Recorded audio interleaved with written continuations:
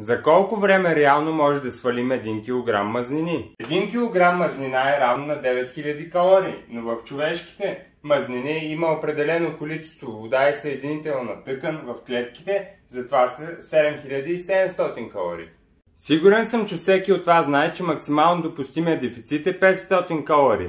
Той може да бъде направен или от храната, или от физическата активност, но най-добре да е комбинация от двете. Намаляме храната, дигаме физическата активност на дневна база. Увеличили сме физическата си активност на 200 калории и сме намалили приема на храна на 300 калории. И това е нашия дефицит 500 калории. Ще ни трябват 15 дни, за да свалим 1 кг. Да, но както знаете, нашия организъм много добре умее да се адаптира, за да продължиме процеса.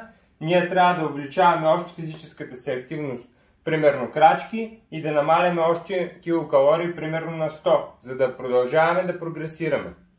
Разбира се, има редица фактори, които участват. Години, начин на живот, вашия метаболизъм, здравословно състояние, дали правите силови тренировки, дали хапвате достатъчно протеин по време на дефицита, дали броите калориите въобще правилно.